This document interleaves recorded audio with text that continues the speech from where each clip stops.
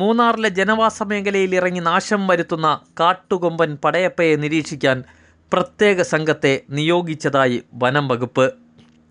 ആനയുടെ സാന്നിധ്യം സംബന്ധിച്ച് കൃത്യമായ വിവരം കൈമാറാനാണ് വനം വകുപ്പിൻ്റെ ശ്രമം. പടയപ്പ മദപ്പാടിലാണെന്ന സംശയത്തിലാണ് ഫോറസ്റ്റ് ഉദ്യോഗസ്ഥരും. കഴിഞ്ഞ കുറച്ചു ദിവസമായി കാട്ടുകൊമ്പൻ പടയപ്പ മൂന്നാറിൽ കൂടുതലായി ആക്രമണ സ്വഭാവം പുറത്തെടുക്കുന്ന സാഹചര്യമുണ്ടെന്നും ഫോറസ്റ്റ് ഉദ്യോഗസ്ഥർ പറയുന്നു.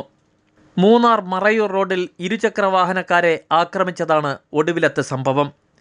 ഇതിന് പിന്നാലെയാണ് വനം വകുപ്പ് ആനയെ നിരീക്ഷിക്കാൻ കൂടുതൽ പേരടങ്ങുന്ന പ്രത്യേക സംഘത്തെ നിയോഗിച്ചത്. 5 പേരടങ്ങുന്ന സംഘം രാത്രിയും പകലും ആനയെ നിരീക്ഷിക്കും.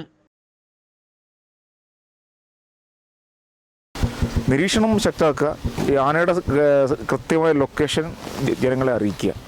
ഒരു ഹൈവേയിലോട്ട് ആന വരികയാണെങ്കിൽ അതിനെ ഓടിച്ചു വിടാനുള്ള സംവിധാനം ചെയ്യുക. അതാണ് നമുക്ക് ഇപ്പോൾ ചെയ്യാൻ പറ്റുന്നുള്ളൂ.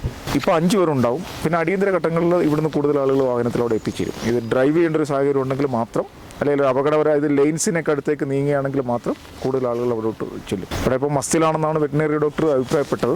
അത് തന്നെ ആയിരിക്കാം ഇതിന് കാരണം.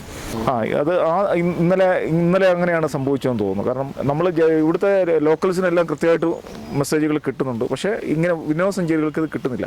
അപ്പോൾ അവർക്ക് വഴിയിൽ എവിടെയെങ്കിലും വെച്ച് 1-2 പോയിന്റിൽ ഈ ആനകളുടെ സാന്നിധ്യം ഉണ്ടെങ്കിൽ അത് ഈ എല്ലാ വാഹനങ്ങളിലും ഒരു മെസ്സേജ് കൊടുക്കാനുള്ളൊരു സംവിധാനം 2-3 ദിവസത്തിനുള്ളിൽ നമ്മൾ ആലോചിച്ചിട്ട് രൂപീകരിക്കും. കാട്ടുകൊമ്പൻ മൂന്നാർ ഉദുമൽപ്പെട്ട അന്തർ സംസ്ഥാന പാതയിൽ ഇറങ്ങുന്നതാണ് പ്രതിസന്ധിയിലാക്കുന്നത്. ദിവസങ്ങൾക്ക് മുമ്പേ ആന മദപ്പാടിലാണെന്ന് വനം വകുപ്പ് സ്ഥിരീകരിച്ചിരുന്നു. കഴിഞ്ഞ വർഷവും ആന മദപ്പാടിൻ്റെ കാലയളവിൽ ഇതേ ആക്രമണ സ്വഭാവം നടത്തിയിരുന്നു.